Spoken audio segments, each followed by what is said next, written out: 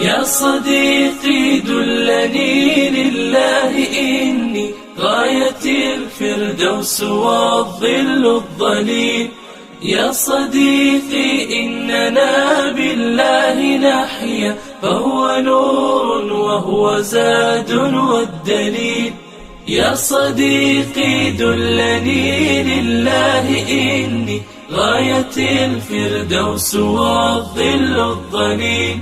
السلام عليكم ورحمة الله وبركاته. إن الحمد لله نحمده ونستعينه ونستغفره ونعوذ بالله من شرور أنفسنا وسيئات أعمالنا. من يهده الله فلا مضل له ومن يضلله فلا هادي له. أشهد أن لا إله إلا الله وحده لا شريك له، وأشهد أن محمدا عبده ورسوله. اللهم صل على محمد وعلى آله وأصحابه ومن تبعهم بإحسان إلى يوم القيامة. يا أيها الناس اتقوا ربكم الذي خلقكم من نفس واحدة وخلق منها زوجها وبث منهما رجالا كثيرا ونساء. واتقوا الله الذي تساءلون به والأرحام، إن الله كان عليكم رقيبا. يا أيها الذين آمنوا اتقوا الله وقولوا قولا سديدا يصلح لكم أعمالكم ويغفر لكم ذنوبكم، ومن يطع الله ورسوله فقد فاز فوزا عظيما. أما بعد، فإن أصدق الحديث كتاب الله، وخير الهدي هدي محمد صلى الله عليه وسلم، وشر الأمور محدثاتها، فإن كل محدثة بدعة وكل بدعة ضلالة وكل ضلالة في النار. أيها الناس، saudara-saudara rahimani wa rahmatullah, Allah Subhanahu wa taala menjadikan Ibrahim alaihi salam dan keluarganya sebagai teladan bagi orang-orang yang beriman. Ketika Allah Subhanahu wa taala mengisahkan di antara pujian bagi Ibrahim alaihi salam, ketika Allah berfirman, "Inna Ibrahim kana ummah qanitan lillahi hanifa wa lam yakun minal musyrikin." Sesungguhnya Ibrahim, inna Ibrahim, sesungguhnya Ibrahim itu ummah, satu umat. Kenapa Allah Subhanahu wa taala menggunakan kata ummah, sedangkan Ibrahim alaihi salam yang dikenal sebagai Al-Khalil Abu Tauhid, saat itu hanya dia yang beriman kepada Allah Subhanahu wa taala sendiri dan bersama keluarganya. Tidak lain karena Ibrahim menggabung semua kebaikan pada dirinya. Benar, Ibrahim seorang, namun ia menggabung seluruh kebaikan, baik itu ketauhidan kepada Allah Subhanahu wa taala dan kecintaan kepadanya, kemudian pengorbanan. Kalau kita melihat bagaimana sejarah Ibrahim alaihissalam dan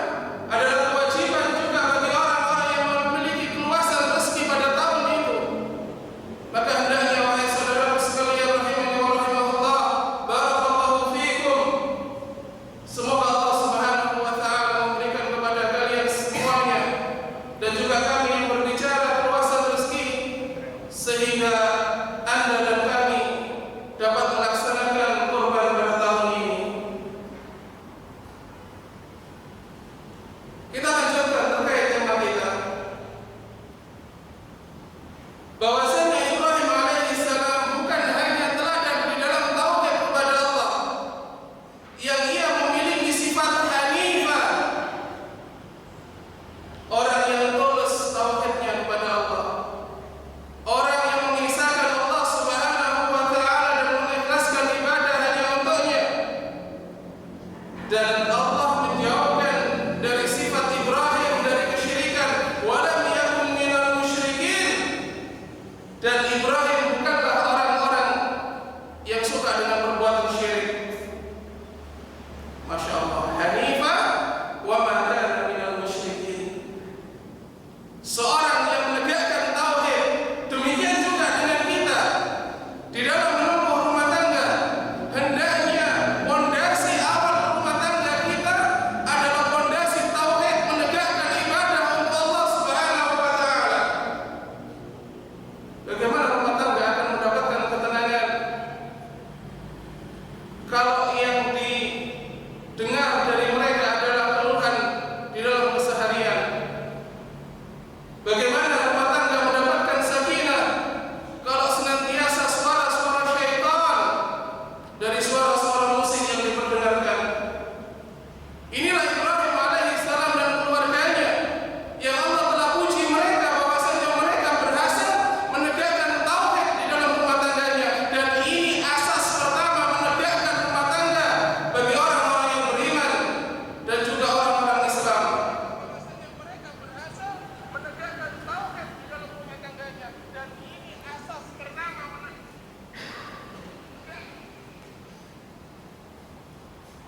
Jemaah rahimahullah, kalau panjenengan melihat Al-Quran, Allah Subhanahu wa taala, nanti terkait poin ini saya ada pertanyaan yang langsung ada hadiahnya. Masya Allah. Kalau panjenengan perhatikan, kalau kita perhatikan terkait dengan Al-Quran, maka kita sekalian akan bisa melihat tipe-tipe rumah tangga di dalam Al-Quran. Yang pertama, bagaimana Allah Subhanahu wa taala menggambarkan keluarga Ibrahim alaihissalam, keluarga yang penuh dengan pengorbanan, keluarga yang siap sedia mengorbankan ego mereka, mengorbankan kemauan mereka, mengorbankan kepentingan mereka untuk ibadah kepada Allah Subhanahu wa taala. Tidak ada keluhan di situ.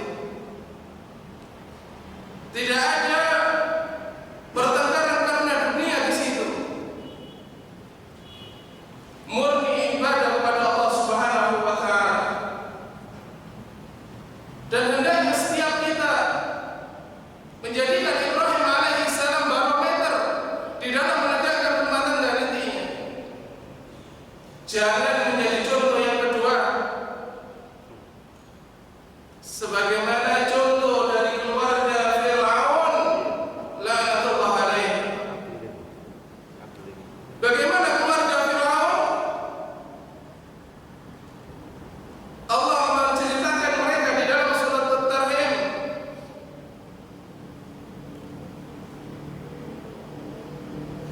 Terkait dengan Asia, ketika ia berdoa kepada Allah Subhanahu wa taala, Rabbi ibni li 'indaka baitan fil jannah wa najjini min fir'aun wa 'amalihi. Ya Allah, bangunkan untukku sebuah rumah di dalam surga dan jauhkan aku dari Fir'aun dan amalnya. Masya Allah. Wanita beriman dikuasai oleh laki-laki kafir, bahkan ia tobat di zamannya. Ada sebagian kita, Masya Allah, istrinya sudah ngaji 5 tahun, 7 tahun, 10 tahun, berhijab syar'i, berpakaian syar'i, beradab syar'i, suaminya belum mendapatkan hidayah dari Allah Subhanahu wa taala. Atau kebalikannya, sebagaimana keluarga Lut dan keluarga Nuh alaihi wassalam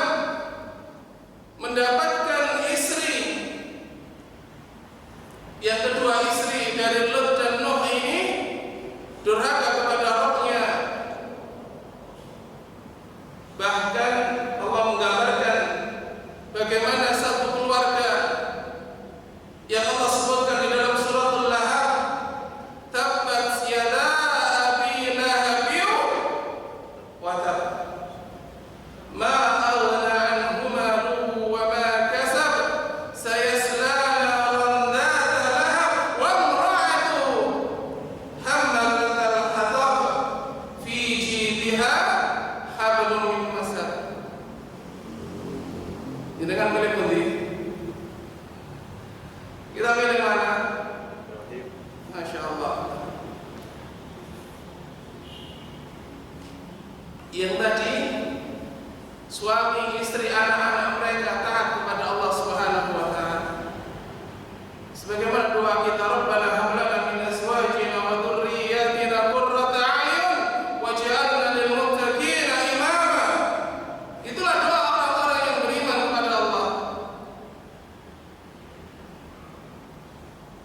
Yang kedua, istrinya salihah, suami yang belum mendapatkan hidayah. Yang satu, suami yang mendapatkan hidayah Allah, saleh, mendapatkan wanita yang jauh dari nilai-nilai salihah. Dan yang terakhir, rukun mereka. Masya Allah, rukun mereka. Bahkan istrinya mendapatkan dari suaminya berbagai macam fasilitas, dari rumah, dari pakaian, dari perhiasan, Masya Allah, dan diinfakkan, Masya Allah, istrinya menginfakkan harta untuk memerangi Nabi Sallallahu Alaihi Wasallam. Siapa? Arwah bintu Harb, atau disilakan di dalam sejarah dipanggil dengan kunya siapa? Ummu Jamil. Jenengan tahu makna Jamil? Jamilah atau cantik. Dia memiliki kecantikan, dia memiliki harta dari suaminya, dia dapat nafkah dari suaminya, bahkan tangannya penuh dengan emas, lehernya penuh dengan emas, kakinya penuh dengan emas, yang semuanya diinfakkan di jalan syaitan memerangi Nabi Sallallahu Alaihi Wasallam. Dan dia rukun bersama suaminya di dunia, nanti bahkan hatta nanti sampai di nerakanya Allah Subhanahu wa taala. Jadi Pak, kalau kita hanya patokan rukun, Abu Lahab sudah mengawali rukun dalam rumah tangga. Satu lagi yang belum saya sebutkan di sini untuk pertanyaan namanya. Contoh lagi keluarga siapa? Yang Allah jadikan pelajaran untuk kita. Panjenengan lihat, kita lihat di dalam surah Al-Ahzab, keluarga yang Allah sebut sebagai contoh teladan di dalam suratul Ahzab. Ketika istrinya didatangi Nabi Sallallahu Alaihi Wasallam, kemudian beliau berbalik.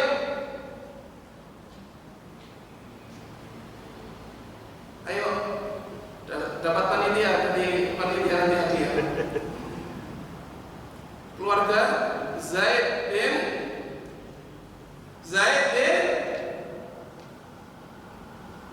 bin siapa? Masya Allah, ini saya berhadapan dengan orang tidur ini. Coba lihat surah, bisa mungkin umahat atau akhwat yang ada di belakang menjawab. Keluarga siapa? Di dalam surah Al-Ahzab, yang juga nanti kita contohkan di sini agar menjadi pelajaran bagi kita. Yakni keluarganya Zaid bin Thabit, kecintaan Nabi Sallallahu Alaihi Wasallam. Bahwasanya terjadi di antara kalangan para sahabat Nabi Sallallahu Alaihi Wasallam, yang di sini kita contohkan Zaid, betapa saleh dia, menjadi seorang yang dicintai oleh Rasul Sallallahu Alaihi Wasallam, namun dia gagal dalam rumah tangga. Kemudian terjadi perceraian, dan kemudian istrinya dinikahi oleh Nabi Sallallahu Alaihi Wasallam, menunjukkan bahwasannya rukun tidaknya terdapat prahara atau tidak di dalam rumah tangga tersebut bukan patokan, namun sekali lagi patokan di dalam rumah tangga yang sakinah, mawaddah, warahmah adalah masing-masing pihak komitmen untuk mengangkat agama Allah Subhanahu wa taala di dalam rumah tangganya. Baik nanti rumah tangga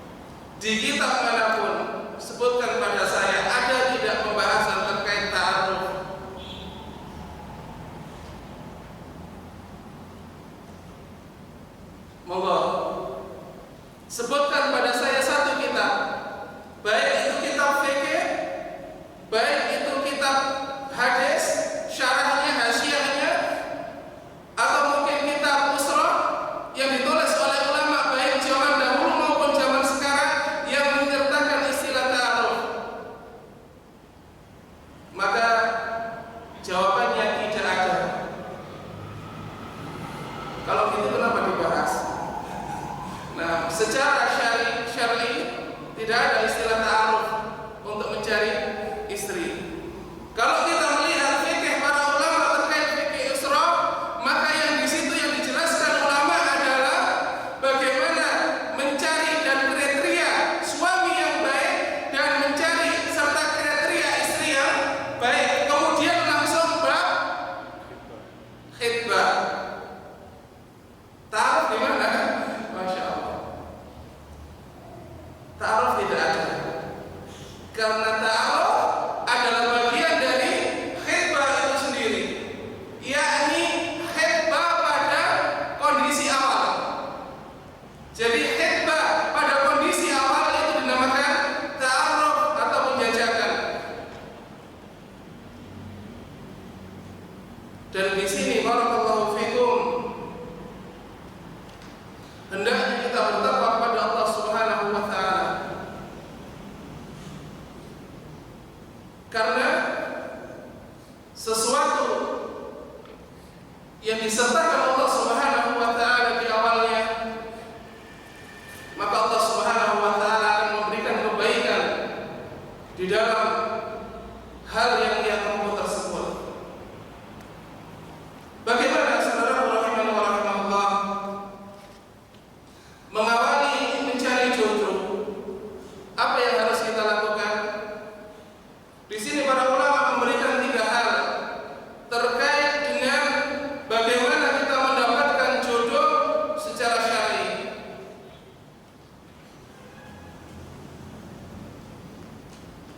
Sebutkan kepada saya satu ayat yang menjelaskan bahwasannya laki-laki yang baik sebagaimana wanita yang baik akan mendapatkan jodoh yang baik.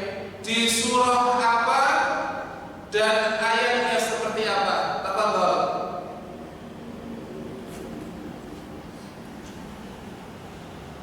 Ini alumnus dari Ustaz yang kita kemarin kajian di Geraha Pena. Tafadhol, sebutkan kepada saya bahwasannya wanita yang baik untuk laki-laki yang baik dan laki-laki yang baik untuk wanita yang baik. Ayat berapa di surah apa? Tafadhol. Ayat 26. Sebutkan ayatnya. Al-khabisatu lil-khabisina wal-khabisuna lil-khabisat wat-thayyibatu lit-thayyibina wat-thayyibuna lit-thayyibat. Barakallahu fiikum. Tafadhol.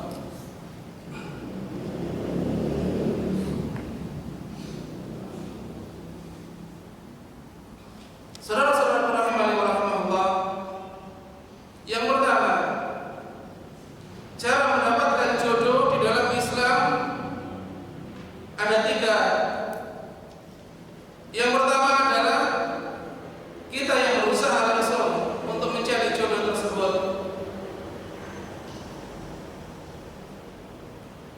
Di semua kajian pranikah, di semua kajian usrah, satu fenomena yang saya lihat. Apa itu? Bahwasannya yang mengikuti kajian dari laki-laki adalah 1:3 dengan wanita. Jadi kalau kita melihat secara kasat mata ketika ada kajian pranikah, ada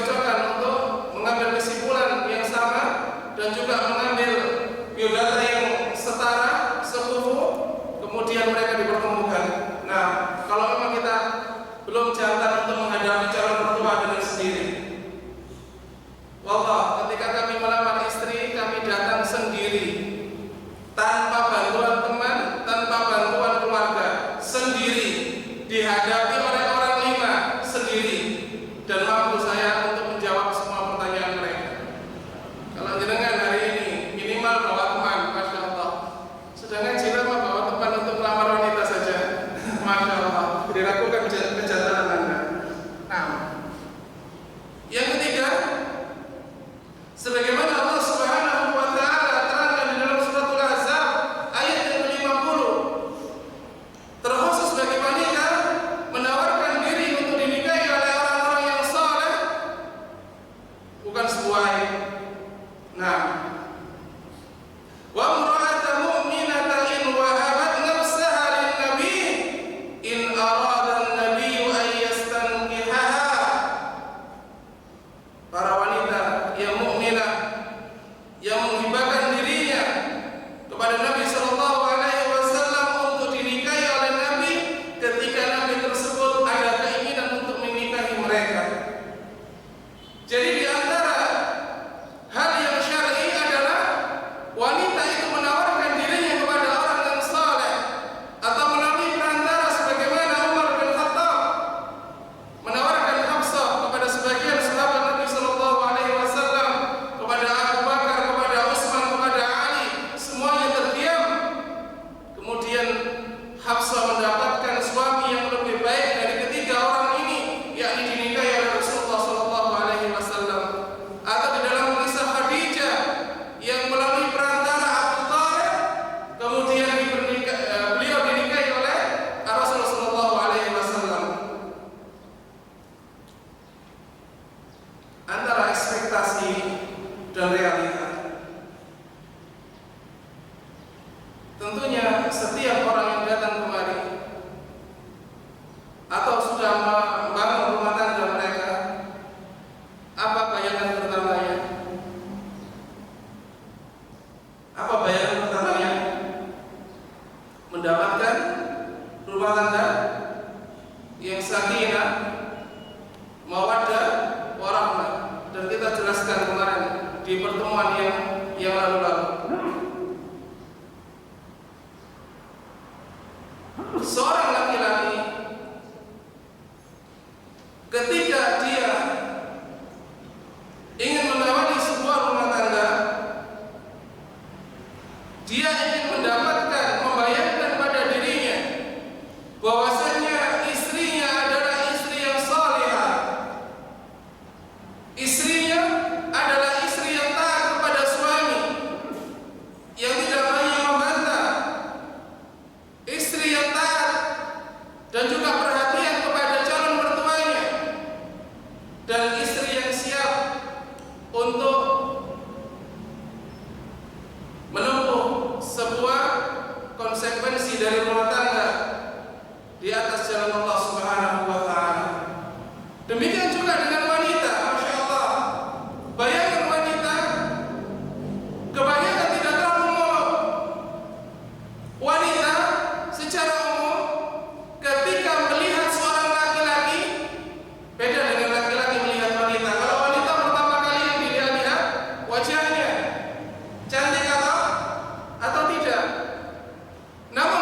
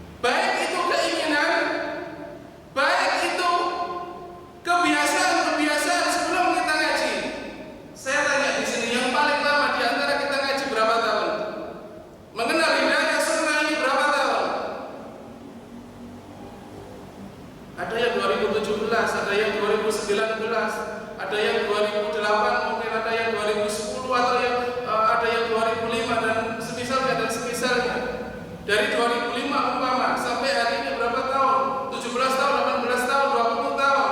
Sementara umurnya sekarang 40, 50. Antara dia mendapatkan hidayah dengan sebelum ia mendapatkan hidayah, lama mana? Jaraknya lama mana?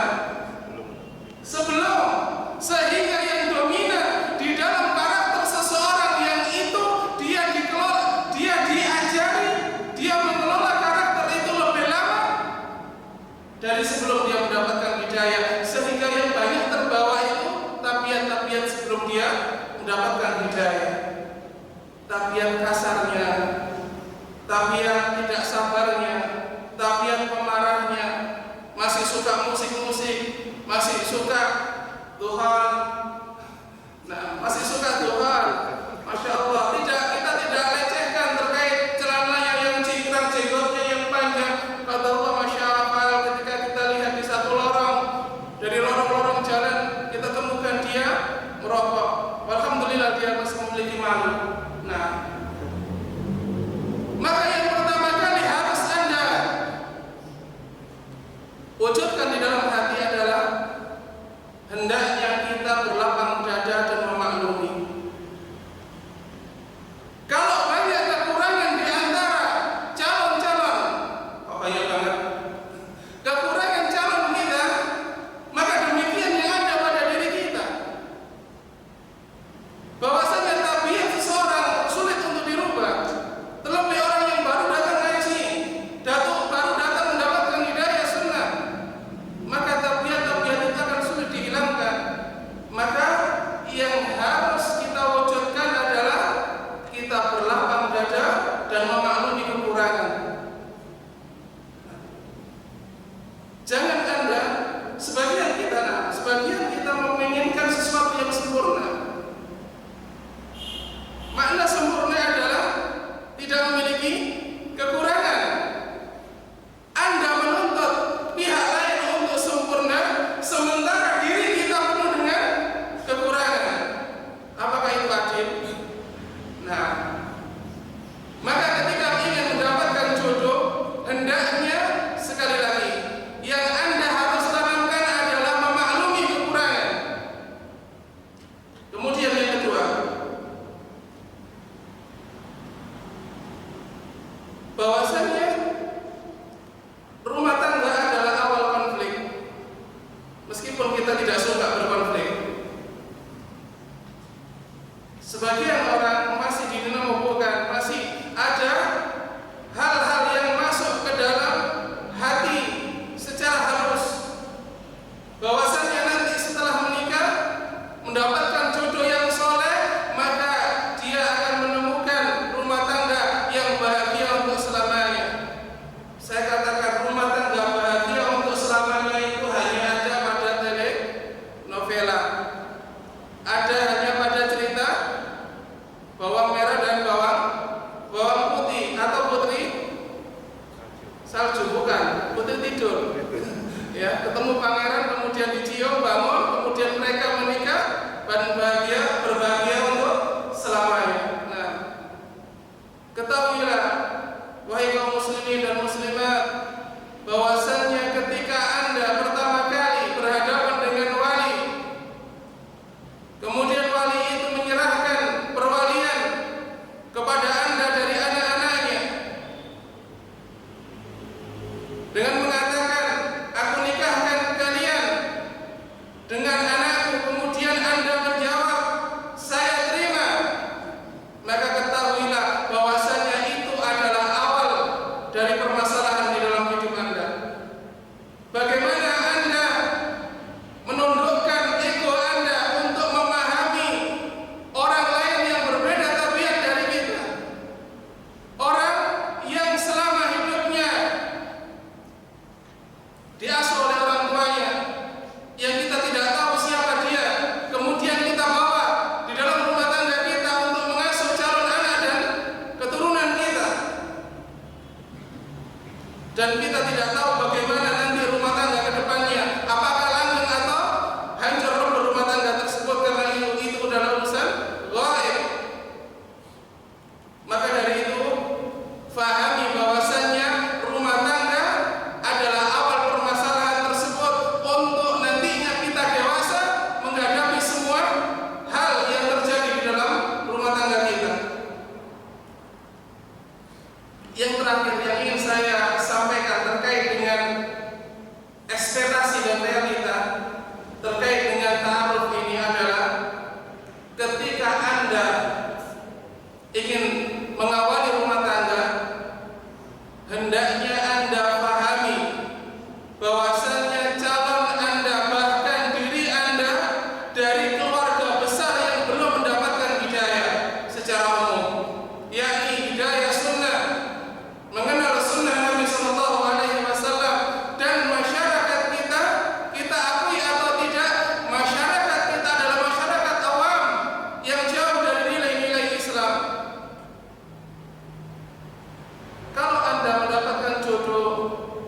yang alhamdulillah dia ngaji, orang tuanya ngaji, keluarganya semua ngaji, alhamdulillah, syukuri. Nah, itu nikmat dari Allah Subhanahu wa taala. Namun realitanya orang tua kita belum ngaji, saudara kita belum mengenal sunnah, calon kita juga baru mengenal ngaji, orang tuanya belum ngaji. Bahkan ketika kita ketemu yang ditanya apa? Ketika ngelamar kita kan yang ditanya apa biasanya? Bukan, selain kerja. Ya? Itu kalau ngajinya di mana itu sudah orang tuanya sudah ngaji. Ya. Sebagian kita ya, apalagi orang Jawa ya, ketika setelah ditanya nama, anaknya siapa, dari mana, kerja di mana, biasanya pertanyaannya adalah tanggal lahir. Untuk diapakan? Untuk diapakan? Untuk dicocokkan. Nah, ya. Semua ini barakallahu fikum bukan ajaran Islam dan kebanyakan akan kita temui di masyarakat-masyarakat yang jauh dari nilai-nilai Islam. Apalagi nanti barakallahu fikum ketika sudah menjelang hari H, umpama kita diterima oleh mertua, calon mertua yang belum ngaji, boleh jadi kita diterima karena kekayaan kita atau kemampuan kita untuk ya menjanjikan bahwasanya anaknya ini kita akan rawat dengan baik, kita diterima. Anda harus melalui beberapa tahapan, dan di antara tahapan itu mungkin tidak syar'i. Contohnya apa? Membuat terop yang besar, kemudian di depannya ada pelaminan untuk dipajang, masya Allah. Nah, apalagi nanti barakallahu fikum ketika masuk pernikahan, suara-suara musik, bisakah kita meninggalkan semua itu? Nah, ini pertanyaan besar. Ya, sebagian kita datang dengan keyakinan, ya, sebuah keyakinan yang besar untuk memulai rumah tangga dengan syar'i. Namun ketika kita tahu realitas sebenarnya, ternyata orang tua kita belum ngaji, calon mertua kita belum ngaji, keluarganya belum ngaji, kita dan calon istri saja yang sudah ngaji, bahkan calon istri kita pun belum lama ngajinya. Ya apa kira-kira? Maka ada satu solusi. Langsung saja saya berikan solusi. Solusinya apa? Hendaknya setiap calon rumah tangga, setiap calon orang yang mau menikah, hendaknya dia memiliki kemampuan mandiri di dalam finansial. Selama Anda masih bergantung dengan orang tua, catat. Selama Anda, wahai calon mempelai laki-laki dan calon mempelai wanita, masih menggantungkan diri pada orang tua atau keluarga, jangan harap Anda bisa tegak menegakkan kepala untuk melaksanakan pernikahan yang syar'i. Maka solusi dari semua tadi, dari kekurangan kita, dari kekurangan calon kita, dari kekurangan keluarga kita, dari kekurangan calon mertua kita, adalah hendaknya Anda mandiri di dalam finansial, sehingga Anda merdeka menentukan bagaimana nantinya mengawali rumah tangga yang jauh dari kemaksiatan kepada Allah Subhanahu wa taala. Nah, kemudian di tahapan terkait dengan ta'aruf ini, hendaknya Anda menyertakan Allah baik sebelum melangkah, ketika mewujudkan niat pertama kali, saat melangkah, dan setelah melangkah, yakni setelah menjalani rumah tangga tersebut. Jangan melupakan Allah Subhanahu wa taala di dalam doa-doa Anda. Inilah Ibrahim alaihissalam. Ketika dia dan putranya membangun fondasi-fondasi Ka'bah. Wa idh yarfa'u Ibrahimul qawa'ida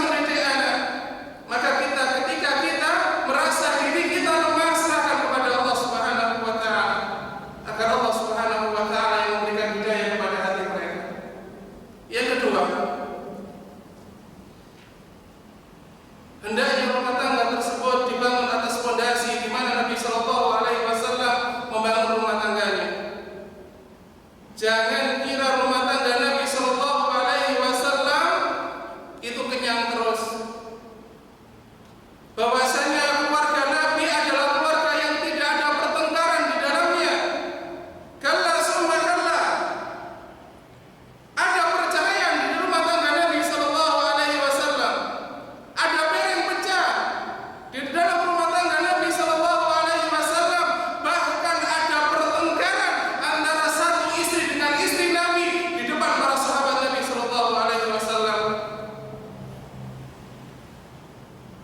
Namun semua dipuji oleh Allah Subhanahu wa Ta'ala sebagai teladan bagi kaum muslimin. Kenapa? Kenapa? Karena masing-masing mereka menyiapkan rumah tangganya untuk Allah Subhanahu wa Ta'ala. Sehingga bagaimanapun besarnya konflik yang terjadi di dalam rumah tangga ini, maka semua berakhir dengan kebaikan. Ketika Anda menyerahkan urusan Anda kepada Allah, maka Allah yang akan memperbaiki urusan Anda. Namun ketika kita menyerahkan urusan itu pada diri sendiri, maka tunggulah kehancuran dan berantakannya di dalam urusan diri kita dan juga rumah tangga kita. Maka itu, wahai saudaraku rahimani wa rahimakumullah, hendaknya ketika kita telah mewujudkan rumah tangga tersebut, hendaknya Anda hadirkan ilmu dan kedewasaan. Anda bayangkan rumah tangga, boleh jadi rumah tangga itu bahagia 1 pekan setelah pernikahan, 2 pekan setelah pernikahan, bahkan mungkin sampai 6 bulan. Ya, kalau istilah orang-orang yang belum ngaji mungkin masih waktu sayang-sayangan, masih honeymoon. Masya Allah. Apa makna honeymoon? Nah, bulan madu. Masya Allah. Nah, masih sayang-sayangan. Namun setelah beranjak 6 bulan, kos-kosan, kontrakan belum dibayar, istri sudah hamil besar, sementara beras habis. Bahkan yang punya kos, yang punya kontrak telah datang ke rumah menagih uang kos, sementara dia membuka dompetnya yang muncul bukan pecahan rupiah yang berwarna merah, namun hanya seekor lalat yang terbang. Masya Allah, yang apa kira-kira? Nah, Anda yang baru-baru mau menempuh pernikahan, ya, jangan menganggap bahwasanya semua akan beres, semua akan selesai, semua akan memahami kondisi Anda. Namun ketahuilah bahwasanya rumah tangga adalah bagaimana seni, bagaimana kedewasaan kita mengelola rumah tangga. Bahkan ketika kondisi-kondisi kritis, di situ berperan ilmu dan kedewasaan kita menyikapinya. Nah, maka hendaknya Anda wujudkan yang pertama, dewasa. Setelah ilmu, kedewasaan, lapang dada, memaafkan dan memahami kekurangan masing-masing. Dan tambah satu, yakni jangan sekali-kali kita tinggalkan orang-orang yang memiliki ilmu untuk kita minta nasihat kepada mereka. Setelah kesiapan semua itu ditempuh, bahwasanya rumah tangga adalah mengawali untuk mendidik kita secara dewasa menghadapi konflik, maka silakan kalau Anda sudah siap datang ke rumah orang tua dari wanita untuk menanyakan wanita tersebut dan kesiapan Anda untuk menikahinya. Kemudian barakallahu fikum, istilah lamaran yang ada di masyarakat kita secara global banyak yang tidak syar'i. Istilah lamaran yang kita kenal apa itu? Seorang datang dengan membawa, kalau istilah orang Jawa, gawan. Gawan di awal-awal pernikahan, yakni di masa-masa iddah, tidak diharuskan. Nah, yang menjadi titik awal dari khitbah, yakni proses ta'aruf awal, yakni kesiapan dari calon laki-laki dan calon wanita, bagaimana dewasa mereka dan ilmu mereka, itu saja. Kemudian kita bisa bicara dengan wali mereka atau perantara, menanyakan kondisi masing-masing calon, bagaimana agama mereka, bagaimana manhaj mereka, bagaimana keseharian mereka kepada orang tuanya. Untuk hadiah, sudah ada pertanyaan, Masya Allah. Masih kurang banyak ini.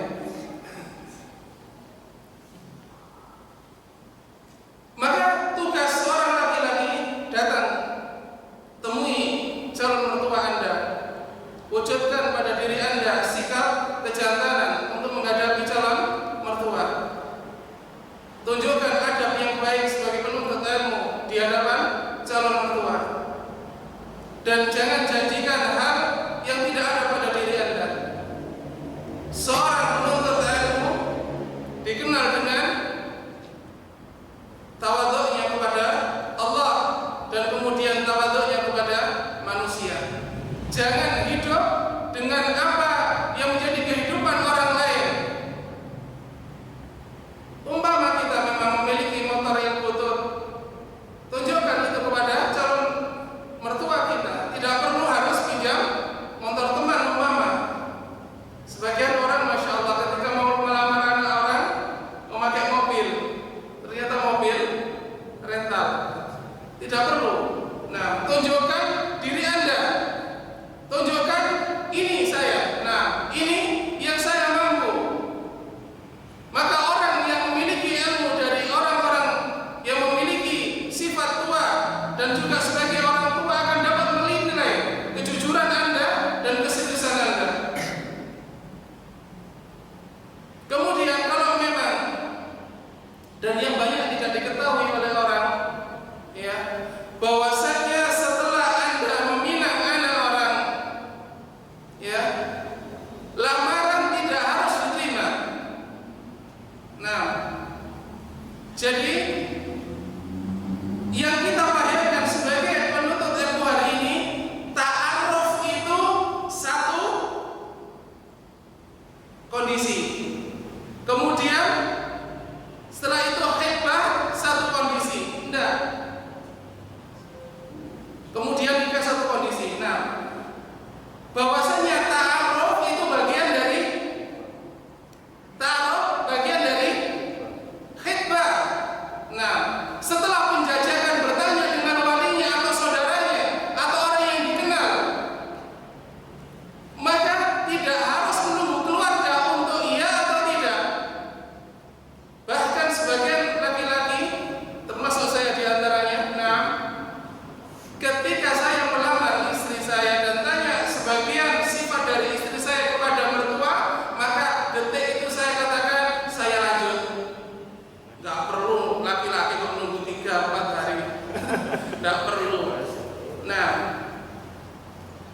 ada satu cerita dari seseorang muslim ketika beliau masih menjadi mahasiswa. Ketika itu ada daurah Syekh Muhammad bin Shalih Al-Utsaimin rahimahullah. Setelah kajian, si Soleh ini, Soleh muda, bertemu dengan Syekh Saleh Muhammad bin Shalih Al-Utsaimin rahimahullah. Ya Syekh, Anda punya anak wanita? Punya. Dapatkah saya menjadi menantu Anda? Masya Allah, langsung gitu. Ditodong Syekhnya. Bukan kita yang ditodong oleh calon mertua, ini calon mertuanya ditodong langsung. Masya Allah. Kamu siapa? Gitu. Nama saya Muslim. Gitu. Ya, sekolah di mana? Masih kuliah, saya di kuliah. Nah, si Muslim muda ini 2-3 masih berharap besar saya segera menghubungi. Nah, bahkan sampai 2 bulan. 2 bulan. Kemudian salah satu dosennya berkata, siapa di antara ikhwan ini yang bernama Muslim, Saleh Muslim? Kemudian dia mengacungkan tangan dan dia sudah lupa terkait dengan tembakannya kepada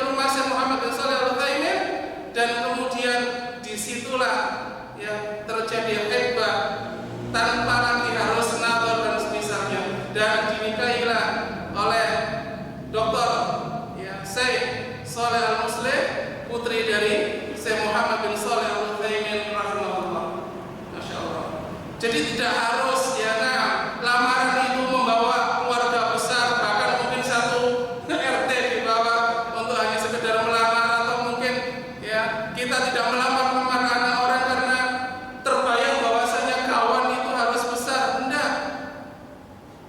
Saya pernah dengan mata kepala yang saya gunakan untuk melihat pada kajian pagi hari ini, seorang bersama dua orang tuanya membawa brownies satu untuk datang melamar anak orang dan diterima di depan saya lamarannya.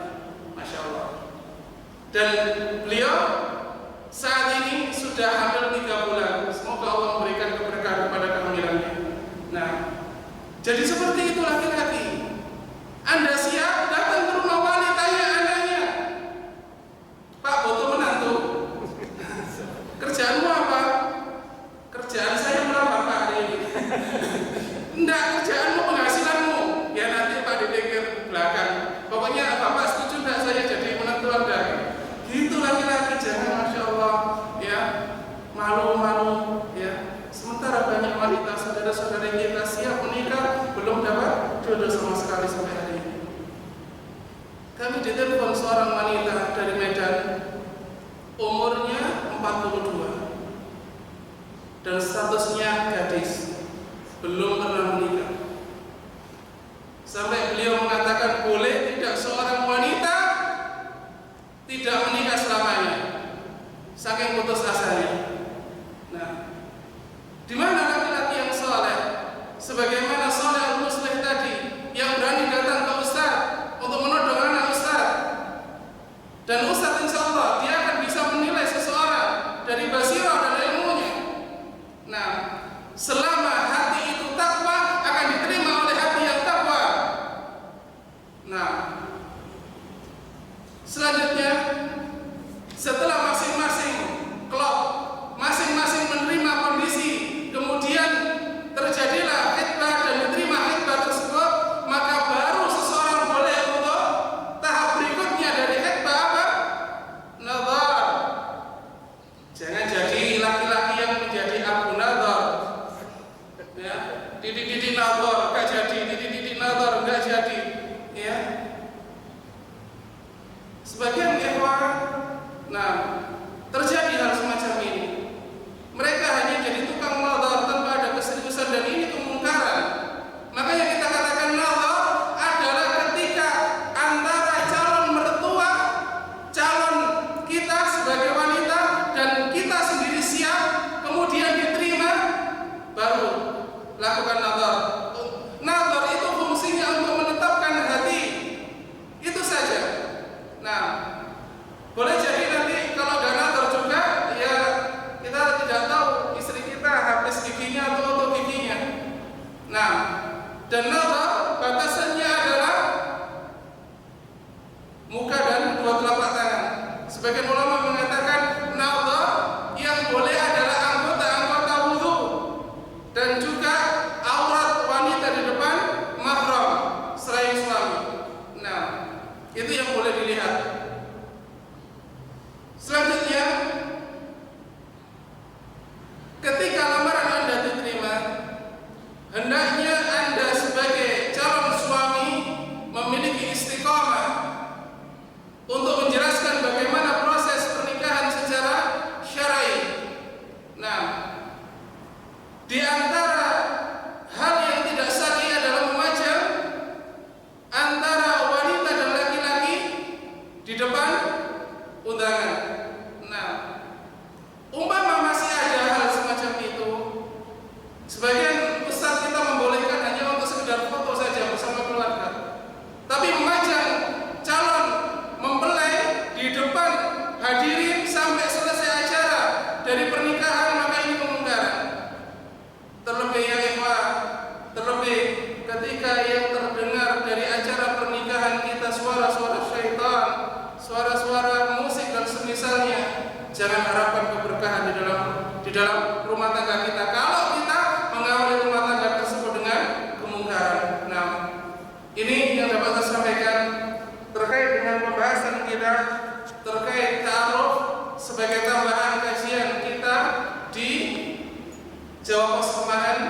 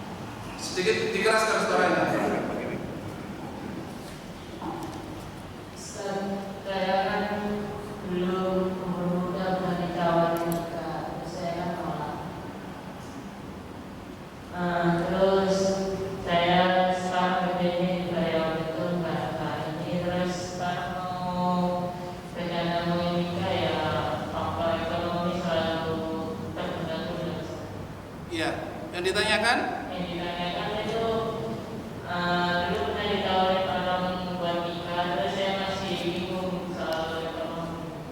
Baik. Saya tawarkan kepada para akhwat yang di belakang. Ini ada ikhwan kita yang siap menikah 100% dan beliau laki-laki 100%. Masya Allah.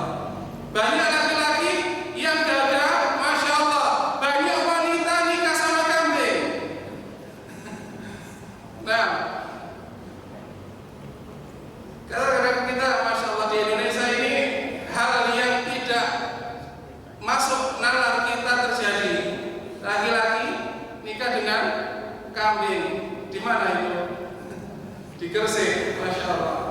Banyak wanita yang cantik, banyak wanita yang ngaji. Kenapa nikah dengan kambing? Apa gak punya biaya? Nah, ini ada ikhwan kita yang siap nikah, namun beliau masih ragu untuk maju karena apa? Faktor ekonomi. Maka ketahuilah, wahai saudaraku rahimani wa rahimakumullah, hendaknya Anda bergembira dengan janji Nabi sallallahu alaihi wasallam bahwasanya di antara orang yang ditolong oleh Allah adalah orang yang jujur untuk menikah karena Allah, kemudian menyempurnakan sebagian agamanya. Ketika kami mengawali pernikahan, kami berangkat untuk menikahi istri dengan melamar kepada calon mertua saya yang sekarang menjadi mertua saya dengan berkendara sepeda ondel. Wallah, istri saya ada saksinya. 2 bulan setelah menikah Allah memberikan kendaraan, dan setahun setelah menikah Allah memberikan karunia kepada kami tempat yang mau menjadi tempat tahfidz hari ini di Madiun. Yakinlah bahwasanya barang siapa yang ikhlas dan jujur kepada Allah untuk menikah, Allah akan jamin rezekinya. Nah, dan jangan Anda mundur hanya karena ragu, karena Anda memiliki ekonomi yang disempitkan oleh Allah Subhanahu wa taala. Nah, saya jawab dulu pertanyaan dari para akhwat.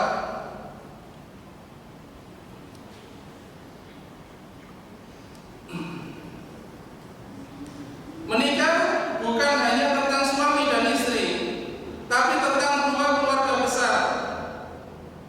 Jika orang tua kita belum mengenal sunnah dan ada tabiat buruk dari orang tua, Masya Allah, saat proses ta'aruf, apakah kita harus memberitahu hal tersebut kepada calon? Sudah saya sebutkan tadi bahwasanya secara umum keluarga kita keluarga yang jauh dari hidayah. Benar kita katakan mereka Islam, namun Islam yang standar umum. Nah, maka hendaknya bagi wanita tunjukkan adab Anda kepada orang tua sebagai penuntut ilmu. Berikan perhatian kepada orang tua, bicara sebagai penuntut ilmu, jelaskan bagaimana proses pernikahan secara Islami kepada orang tua, dan juga doakan orang tua. Dan kepada calon hendaknya disampaikan, kalau dia orang yang saleh, laki-laki yang memiliki ilmu dan kedewasaan, pasti dia memahami dan akan membantu Anda menjelaskan kepada orang tua, baik calon mertuanya maupun orang tua sendiri. Nah,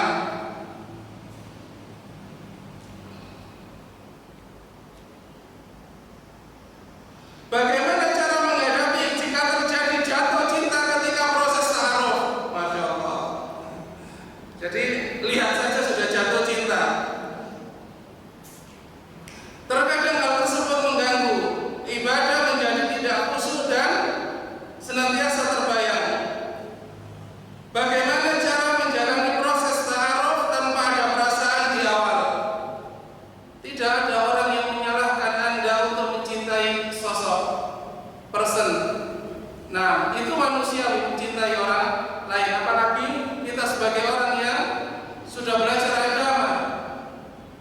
Tentunya makanya saya katakan, ya, kenapa keluarga yang sudah ngaji ketika ada masalah itu lebih cepat tersebarnya berita daripada keluarga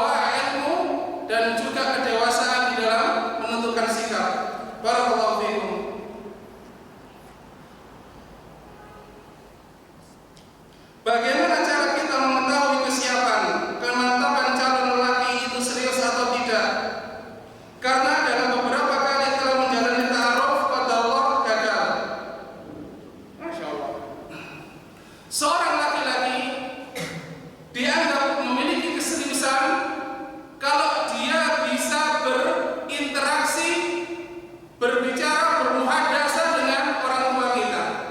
Jadi Anda menilai laki-laki itu dewasa atau tidak, serius atau tidak, dia berani untuk datang ke rumah kita, bicara dengan orang tua kita.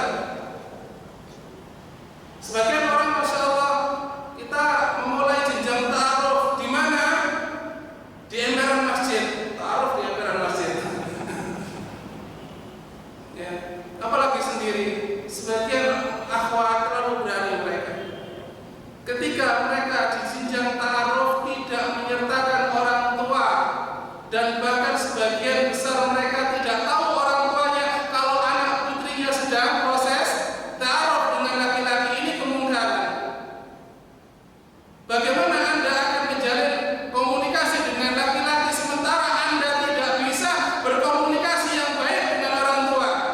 Kemungkaran seorang wanita mendaftar ta'aruf kepada satu yayasan atau kepada seorang ustaz atau kepada teman sementara orang tuanya tidak tahu. Nah, dan ini pintu musibah. Maka hendaknya Anda nilai seorang laki-laki siap atau tidak, pertama kali adalah Anda uji ucapannya di depan calon mertua. Kalau laki-laki itu datang dengan sopan santun, bisa bicara baik dengan calon kita, dengan mertua, dengan orang tua kita, insya Allah itu tanda pertama dia dewasa dan siap menikah. Kemudian yang kedua, bahwasanya bukti seseorang itu serius adalah dia tidak pernah menjanjikan sesuatu yang lebih kemampuannya. Dan yang ketiga, di antara tanda-tanda, karena kita hanya bicara tanda terkait serius mampu tidak itu adalah urusan hati. Nah, maka kita lihat dia siap untuk membawa keluarganya ke rumah kita atau tidak. Nah, selebihnya kami tidak bisa menjawab. Selanjutnya, bagaimana menyikapi orang tua yang kekeh melarang anaknya menikah dengan orang selain Jawa atau domisilinya jauh? Maka ketika kita menemukan orang tua yang semacam ini, orang-orang tua yang tolak interaksi dengan baik, itu yang pertama. Jadilah anak yang tahu tentang kedudukan orang tua dan bagaimana memuliakan mereka. Boleh jadi penolakan itu karena kita sebagai anak belum menunjukkan kedewasaan di depan orang tua dan juga belum menunjukkan kebaktian kita di depan orang tua. Ketahuilah wahai akhwat, orang tua secerewet apapun mereka, mereka adalah orang tua yang sayang kepada Anda. Dan ketahuilah bahwasannya banyak yang tidak kita ketahui calon dari mempelai, calon dari menantu, bahwasanya mertua, orang tua itu memiliki kecemburuan. Bagaimana tidak? Dia yang mengasuh anaknya laki-laki dari kecil, dari di kandungan, kemudian dia melahirkan, mendidiknya dengan susah payah, kemudian Anda ujuk-ujuk,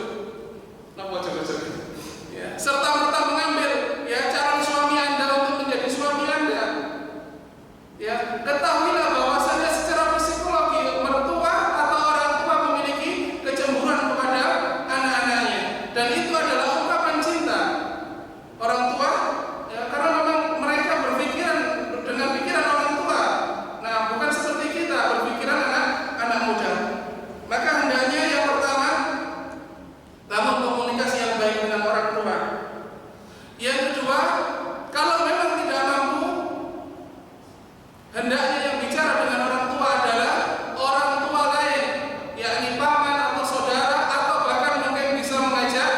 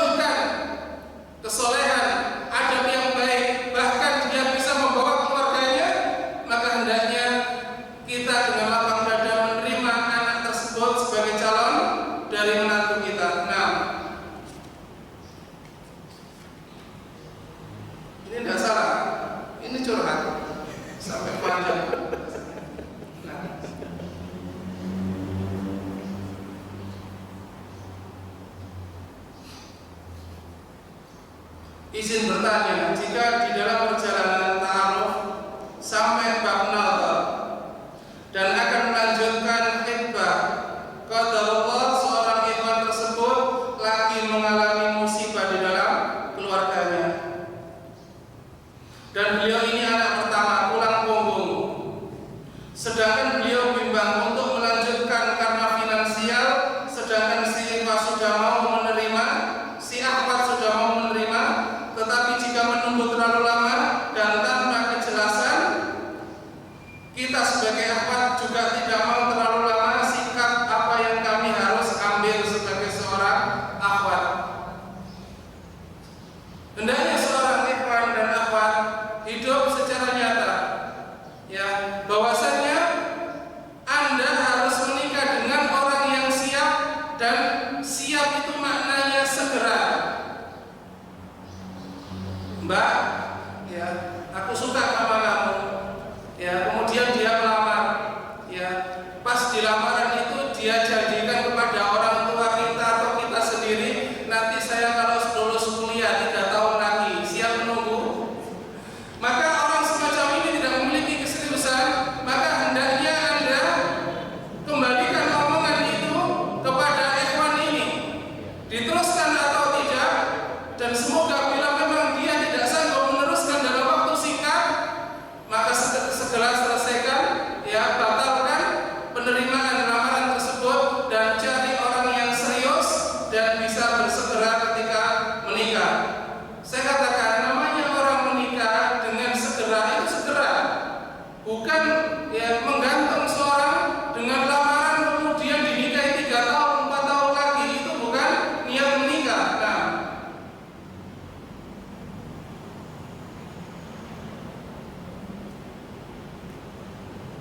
oke.